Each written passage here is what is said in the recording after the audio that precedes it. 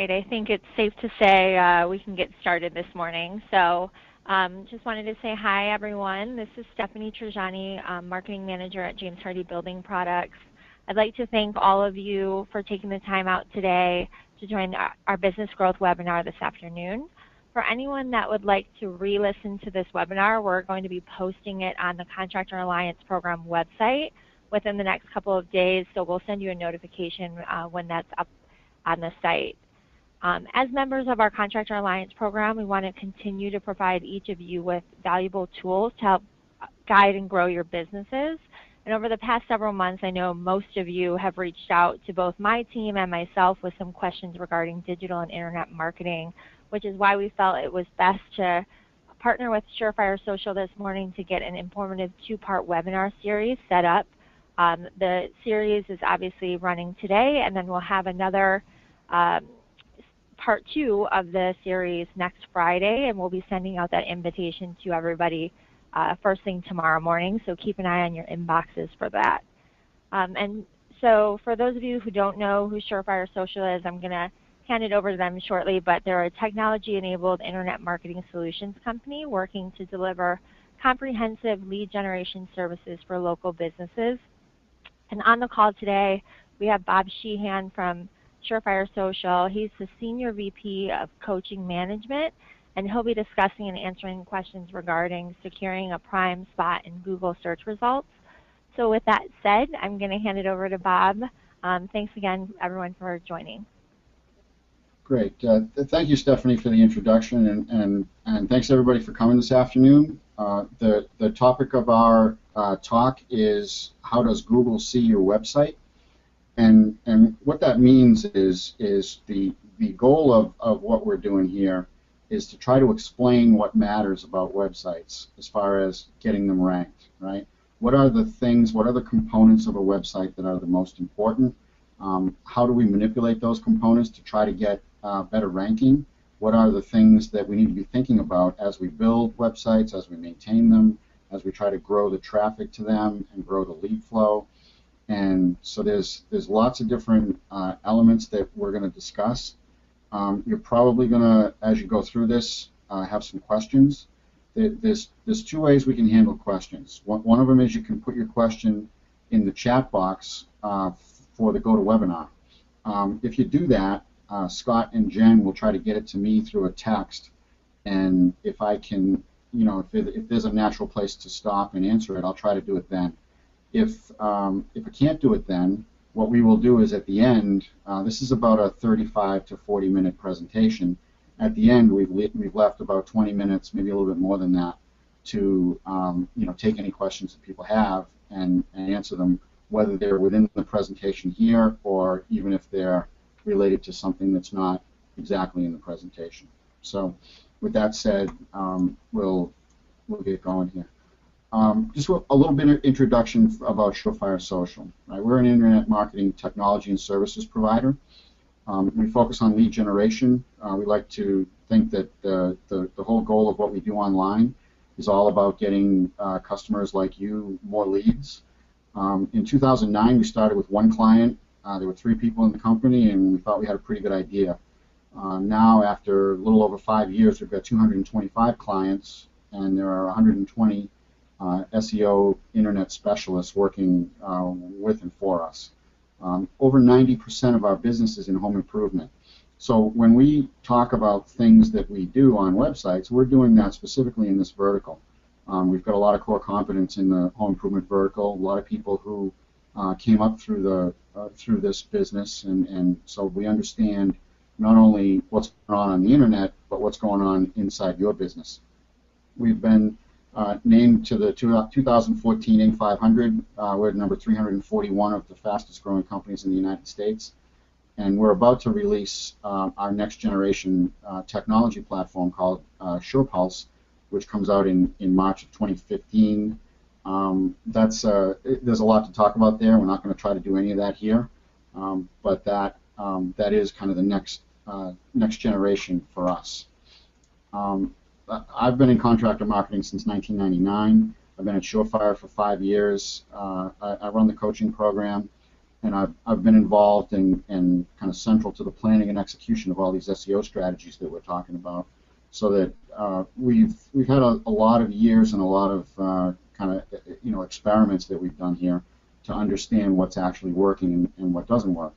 So we talk about things that we kind of know about. We've seen them work in places, and they don't work 100% of the time, but we try to talk about principles and how to put those principles in place in your internet marketing to make it work. So with that, we all know that Google is the big dog in this business, right? Google is big and Google is important, right? So people, we all know people search, and there's a lot of different places to search, right? You can find information about our products in search engines and directories, on Facebook and social media, but really the big dog that matters here is Google. And as of May 2014, the percentage of search that happens on Google is 68%. It's probably a little higher than that right now, but that's it's kind of like Google and then everybody else. So we design strategies around trying to look the right way to Google, and when we do that, we get success not only in Google, but we tend to get success in Bing and Yahoo and all of these other places as well. For those of you who kind of think about this as Google being, people, and it is people, but what they've really done is they've designed a big machine. Google is an algorithm. It's a computer program. So Google looks at things very differently than how we look at them. If you look at the picture on the left of the James Hardie website, you'll see that there's a photograph there. There's some copy. There's some navigation.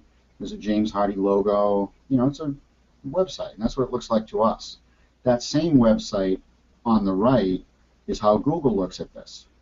So what they do is they take all this code that we give them on the back end of this website, and they put that in their index, and they use that to try to understand all the things they need to understand about this website, so they can figure out where to put it when people are searching for those products, right? So our goal is, we have really two goals here. Number one is to make it right for the customer, to make the customer like the website and want to interact with it and want to give us, a form submission or a phone call.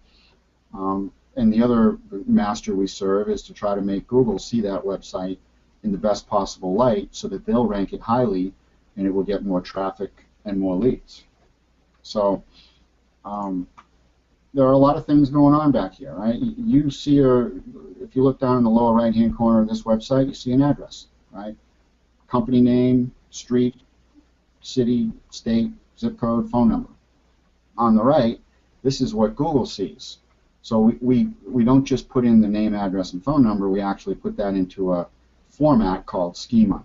And what that does is it codes that name, address, and phone number in a certain way, so it tells Google this is the home base of this website, this is the geography for that website that matters, and this is really who it is, so that then they can compare that to a lot of other information that they have and make a value judgment on that website and serve it up within certain geography.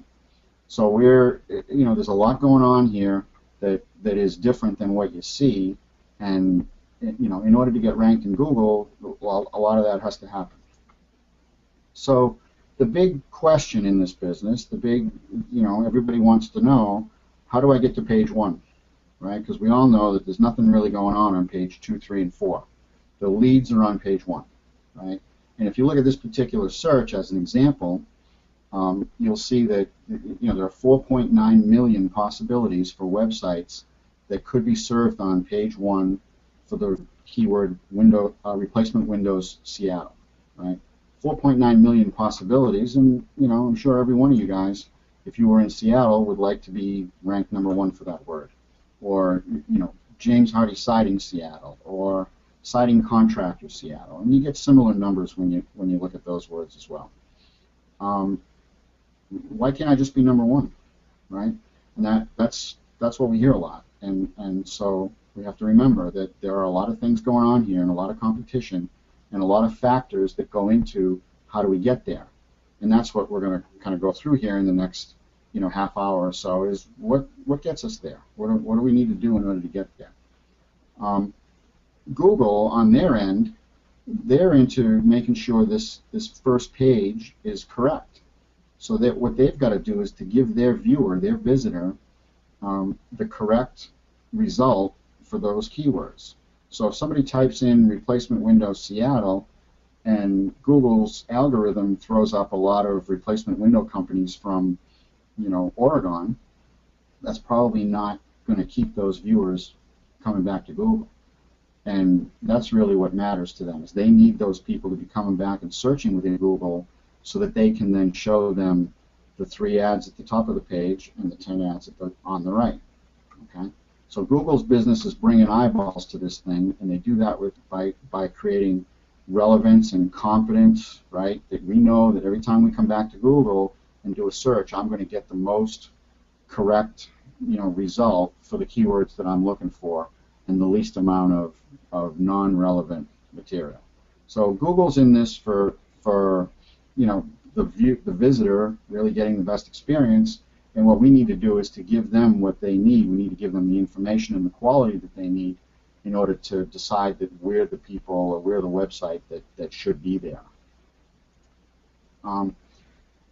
The overwhelming question that goes through our mind, and you should be thinking about it as well when you're thinking about your website, is trust, right? Is your website worthy of Google's trust? Have you done things that make Google trust you, right? So again, it's a machine. So they find ways to measure trust, and they have many, many factors that go into trust, and they do a kind of an analysis of a website. They decide which one they trust the most for a particular keyword, and those are the websites that go at the front of the search engine. They do all of that calculation in like a half a second, based on all of the indexing that they do across the internet. But those decisions are getting made really by the websites themselves and how they structure themselves and what else is going on them. A definition of not trust would be the website that you see below you here, Frugal Fanny, right? What this basically is a link farm. There's just a whole bunch of links on here that don't really appear to be going anywhere. There's no genuine content on this website. It's trying to rank so that it can get some people to click on some things for whatever reason that might pay off for them. That's not a site that Google trusts, and they actually use it in an example. There's a website out there with 10 examples of websites Google doesn't trust, and I thought we would show this one because this is a really good idea of, okay, well, if I just go to take this to the extreme and just create a bunch of links, will it work? And the reality of it is it will not work. Trust factors, right? What are the things that we need to be thinking about on websites that give Google that level of trust to be able to put our websites in the algorithm for the first page, right? Domain age is a big one. How old is your domain, right? This is measured in years. If you've had a website for 15 years and you've been working on it for a long time, and it's a good website and it's got some traffic and some history, that's a good thing. If you went out and bought a domain 3 weeks ago and put up a website on it, you'll not be winning the aspect of trust that is related to domain age. That doesn't mean the website won't rank. It just means that that piece of the algorithm related to domain age is not in your favor. Relevance is a big one, right? Content. We want to have content on websites that's relevant to the words that we're trying to rank for. If we have a lot of content on a website about James Hardie siding, we're likely to rank for that. If we have a lot of content about replacement windows, we're likely to rank for that. I frequently see clients who are say they're in the siding and window business, and next thing you know, they decide they want to be in the bath wrap business, bath liners, and they put 3 pages of bath liner content on the website, and they kind of sit there and wait and expect that there'll be leads tomorrow. And the reality of it is there's not enough content there, and it takes a lot longer time than that. And so you really need to be thinking about content as to give some kind of quality and quantity to the content before Google's going to start ranking it for those products. Quality is a big thing, right? Does your site have a quality structure, build, look and feel? Is it overall done well? And they've developed a number of technical measurements that they take on websites that allow them to put a quality aspect on them and try to understand, sites that are built well and sites that aren't. They measure speed. So, and I'm going to show you some things a little bit later about how they measure speed, where, sites that download quicker for the viewer will do better in search. And, if you think about it, right, if I'm a visitor and I have to wait 7 seconds for a site to come down, you've probably lost me. So Google's gonna know that, and their attitude is if it takes more than 3 seconds for a page to come down, that's not a positive ranking factor. That's something that's going to cause you some problems. So we pay a lot of attention to site speed. Recency. Is there regular work being done on the site? Do you blog? Do you put content on it? Do you change the pictures?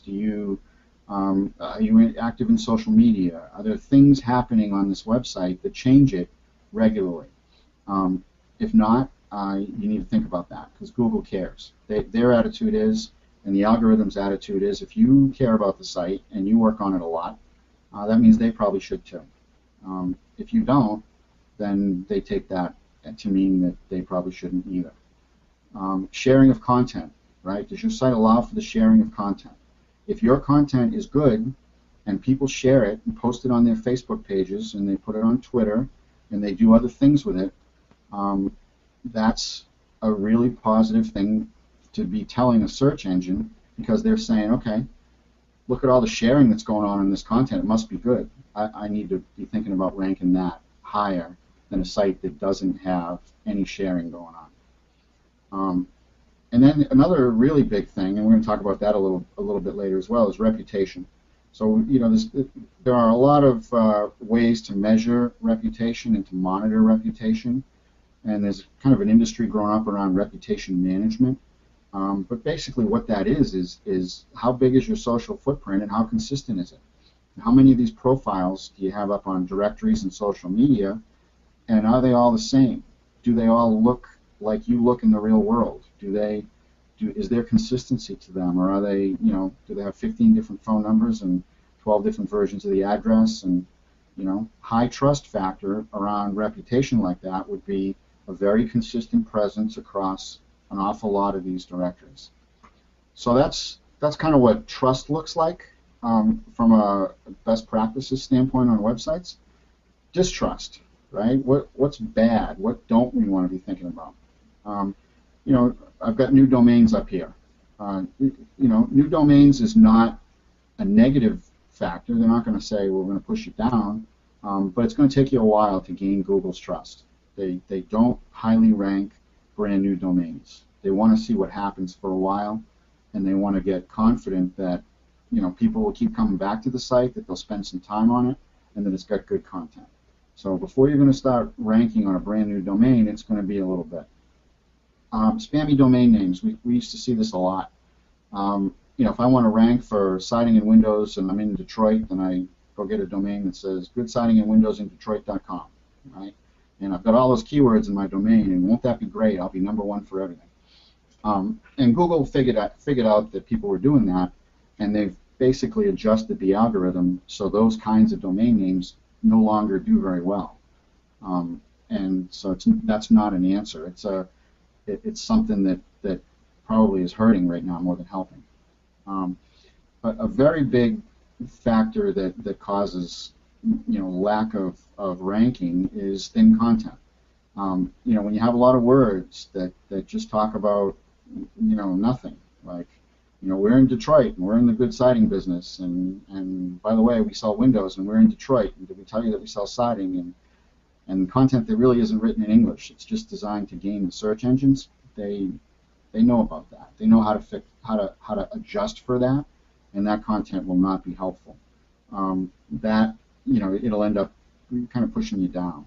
So the search engines have evolved to a place where they actually speak English, and they require that we write in English now. And so this kind of content that that doesn't really say much, and maybe it doesn't have enough words. Maybe you've got a page that's got 50 words on it. You really need to give the search engines a little more meat on the bones in order to understand that there's good content there. Spammy links, we used to see this a lot. I don't think it's happening quite so much anymore, but you find that you could post an article to a big website in Romania, and it would get spun to 15 websites throughout Europe, and it would automatically link back 100 times a month to your website, and next thing you know, you'd be number one. That's no longer possible. Can't do that anymore. That's a really big distrust factor. The quality of your link profile matters. If you've done that in the past, there are ways to kind of walk away from that, but that's a big deal. Google knows where you are. They know what your hosting server looks like. They know how many people are on it. They know who they are. If you're on a cheap hosting platform that doesn't perform very well and maybe has 426 porn sites on it, or just junk, they know that, and that impacts you. Quality of your hosting is part of this whole trust scenario that we've got. Domain history. If 10 years ago you had somebody doing item number 4 here, where you were linking out of Romania and all of that, that can still work against you.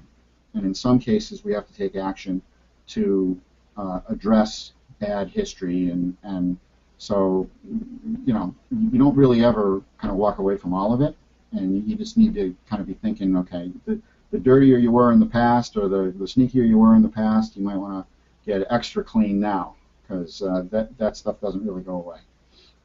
Having no directories, having no social media, having no citations from things like the Better Business Bureau and Angie's List and that kind of thing, those are not good signs. They indicate a website that's not really very active out there, or concerned with the size of the digital footprint, if you will. Those sites don't do as well as sites that are very active in those areas. And of course, time spent on your site and clicks. So if visitors are coming to your site and they spend 5 minutes a visit and they click to 14 pages and they're really engaged in it, that's a very much more positive factor than a website that gets people looking at one page and leaving after 20 seconds. So time spent on the site matters. We want to do things on websites that bring people through numbers of pages, that provide them with enough content and a path to find that content where they want to stay, right? We give them enough reason to be there and they will stay. And success breeds success. And the longer they're there, the more Google will bring to you. It's kind of a self-fulfilling prophecy. Search engine optimization is the kind of the flip side to what does Google see, right? The title of the webinar is, well, what's Google see in your website? SEO is the kind of the art and science of what we do to try to make Google see us in a positive light, right? So there's 4 different components to that. On page is the things we do on the website, right? Things we do on the actual site to help try to make it rank better. Off page is things we do on other websites that are designed to make our website look better. Social is obviously social media, Facebook, Twitter, and there's lots of them. And then directories and citations are the 400 or 500 directories out there, and the efforts that we make to try to be consistent and relevant and present in as much of that ecosystem as possible, so that helps the website rank. And then I thought we'd just go through some of the elements of these individual categories and show you how they look, right? How Google sees them on the site, how they rank them, and what's important about them. So with on-page, one of the first things that we talk about is title tags. And this is, again, the James Hardie website on a browser, and you can see it's got this title up here in the red box, and you can see there's copy in there. Well, that copy is something that gets written. But, it's in the content management system, and we write it. Or you write it, or it needs to be written.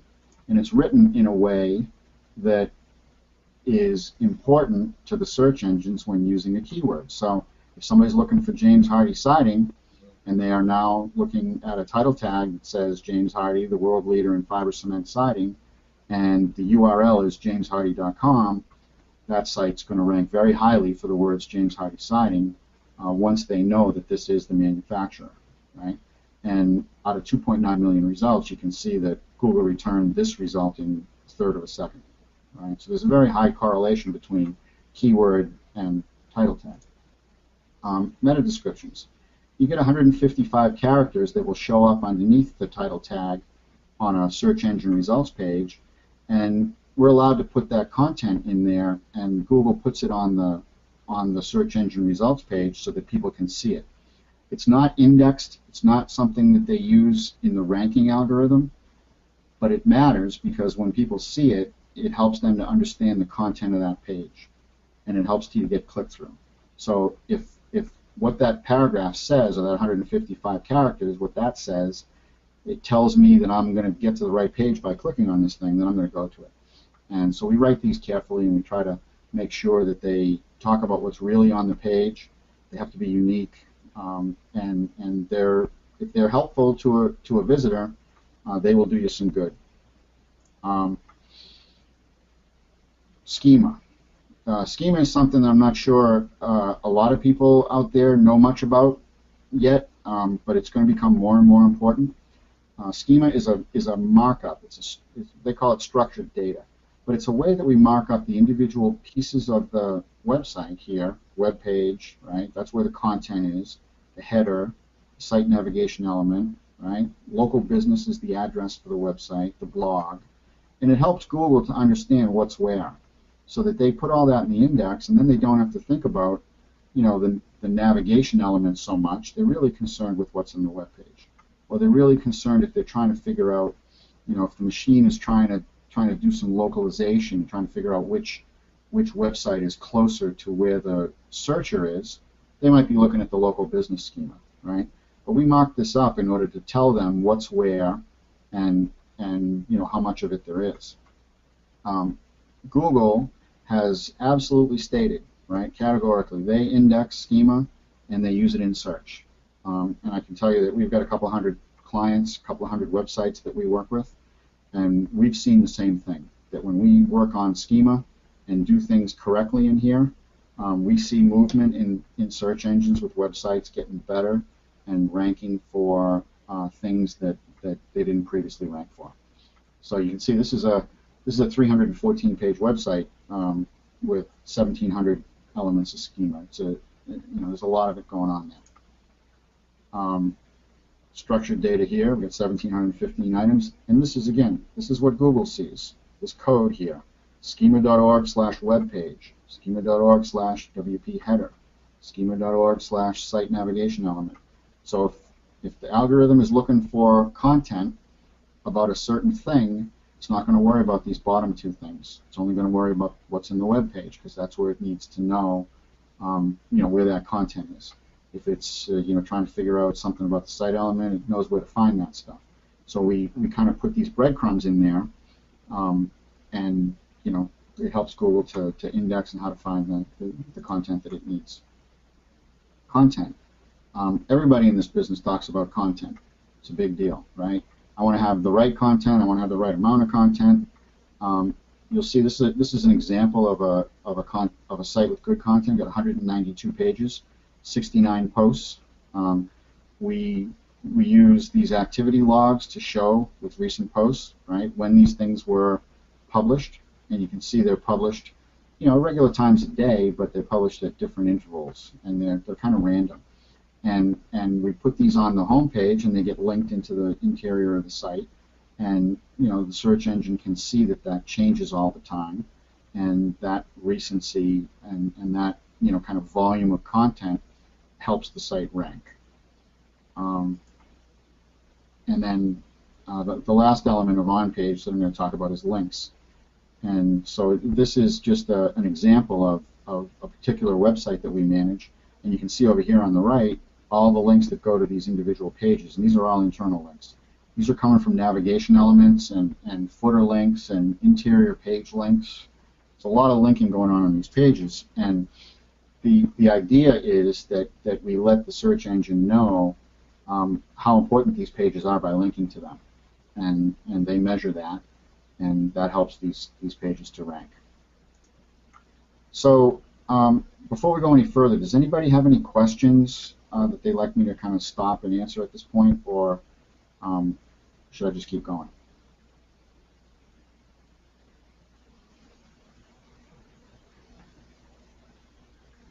Okay. So far, no questions. So site structure, right?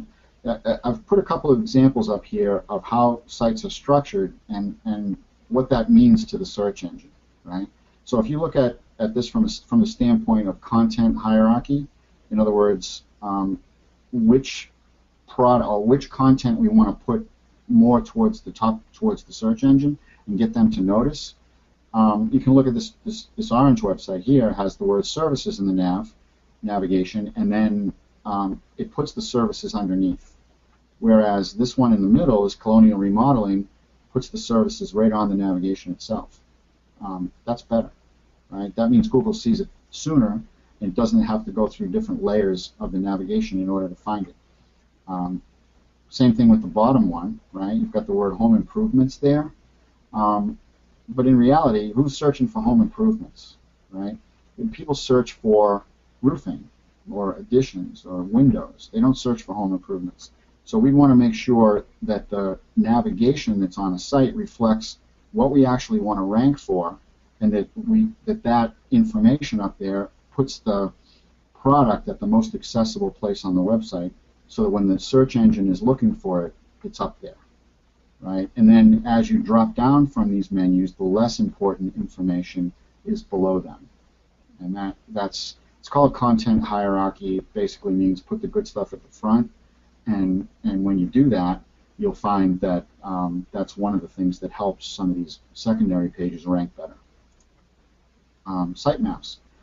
There's a thing called an XML sitemap, which has now become the standard in this business, where the sitemap goes on the site and it provides links into each individual page that's on the site. It's a map, right? It's a roadmap into the individual pages. The thing about this is that in an XML sitemap, it actually reaches out and tells Google and Bing that something changed, right? It pings them. In this particular case, it pinged at February 15th at 4:49 p.m. and it basically said, here's what's here, right? Here's what changed, right? And it gives Google that idea, and Bing and Yahoo, that, okay, we got to reindex this website because something changed. And they come back and they reindex it, and it pushes it kind of to the top. It just helps it to maintain that presence in the search engines, and we want to make sure that we get credit for all the changes that we do. When we're not reaching out and notifying the search engines of these changes, then we could be changing, we could be adding a blog a day for 15 days and really get no search engine credit for it until the search engine decides to come back on their own and reindex the site. So this helps us to stay top of mind. Page speed. We talked about page speed earlier. There's a thing called Page Speed Insights, right? And if you guys are at a browser right now, I'd recommend that you go Google Page Speed Insights and put your website in it. And right, you got to put the whole URL, the http:// I'm sorry. Put your whole website URL in there and see what it says, right? And see if you get a mark in the high 80s or better. If you do, then you're in the right place with page speed. If you're in the 30s, 40s, or 50s, then you got some issues on the site. There are some elements of the site that are not coming down quickly, and they're causing a user experience problem, and that's going to be a ranking factor on that website. There's another website called Pingdom, where you can go in and put your website in, and it'll give you a performance grade. It'll give you how much load time. This particular website loads in 1.09 seconds. The standard is about 3 seconds. So if you're downloading in something like, under 3 seconds, you're probably okay. I go to a lot of websites here when I talk to new customers, and the site takes 18 seconds to download, or 9 seconds to download. That's a problem. Those sites are going to disappear. So page speeds are really important. piece, and these are measurement tools. This Page Speed Insights is actually Google giving us that tool. They have their own tool for it, and it's very important to them. Off-page, right? You've heard the term off-page SEO before, and everybody always asks me, why am I doing SEO off the page, off the site? And really, what it is the things that we do to the site that are somewhere else. They're not on the main website. So I'm blogging, right? Is the blog helpful? Is it relevant? Or is it just these? I see this a lot. Take the reviews, and every time I get a review, I put a new one on the blog, and it's exactly the same as the old one, except it's done by somebody else. Not really blogging. You're not setting yourself up as an expert. It's not natural. Not doing you a lot of good. But real blogging, publishing an article, writing something of interest, and putting that up there on a regular basis is a very good off-page SEO thing to be doing. Social media, social postings, right? You want to be posting to social media. Google reads that. They see that you're connected to Facebook on this website, and they see that you're active there. They see that you're active on Twitter. That all helps. That moves the search engine. It moves your site in the search engine. Check-ins. We have our own app called GeoJuice, but there are others. There's Foursquare, Facebook, where you can put geographic signals on websites from out in the world and check in. And that's a very positive thing to be doing, because now you can establish the geography of your website in a very helpful way to a visitor. I'm going to show you some of that in a second. And then links, right? The idea now, it's not the way it used to be, but now it's about real links, earned links, not bought links, not manufactured links. So when you sponsor the charity race, get a link. Did you get a page on James Hardy's website? Make sure there's a link from that back to your site. Were you written up in the local paper? Make sure there's a link from that, right? Get a link back to your site. All of that stuff helps. Those are real links that Google will give you a lot of credit for. Blogging, right? You want to be careful about blogging. We want it to be real. We want it to be, helpful, informative. Make it something that people really want to read. So we do things like graphics. We try to make sure that they're not just a bunch of words. That we get a little graphic with these things every once in a while, and keep them interesting. Social postings, right? Do you have 438 likes, or do you have 4 likes? Have you done, have you made an effort to go out there and get people to look at your stuff? That gets noticed. That matters to the search engines. Are you posting interesting material on a regular basis? If you are, that's a good positive factor, right? Check-ins. This is a thing. This is our GeoJuice check-in, but you can see on the left, right? This is what it looks like on the page, where Mike went out to this house and he posted what he worked on, right? High definition roof, mastic structure, insulated vinyl siding. Put some keywords in there, and he's got the localization is happening, and you can see the pinpoint on the map. And then that same check-in over here, this is what's in the Google index for that check-in, and you can see all the same description. You can see the link from the image, and you can see the latitude and longitude of that place. And in doing this, what Mike is doing is he's setting up the geography for his website. He's establishing his marketplace, and telling Google and Yahoo and Bing that when people in this neighborhood are looking for information about what I sell, here's where I do business. So that's another one of those mock-ups that really helps. That's schema. I did get a question here that says, is blogging the best and fastest way to add content? And I would say the answer to that is yes. GeoJuice is also a very good way to add content, and this can scale because you're doing this with lots of different people in your company. And blogging itself is a great way to get out, lots of content, articles. It's keyword rich, and you have a lot of control over it. So we recommend that people are active in that way a lot. Regularly, every month, you want to be doing something. Off-page SEO, links, right? Are your links looking like this? Are they real? Are they links from directories? Are they links from sites that look like they're from your business or places that you do business with, or are there not very many links coming from places that don't look very good? This left-hand link profile is much better than the one on the right.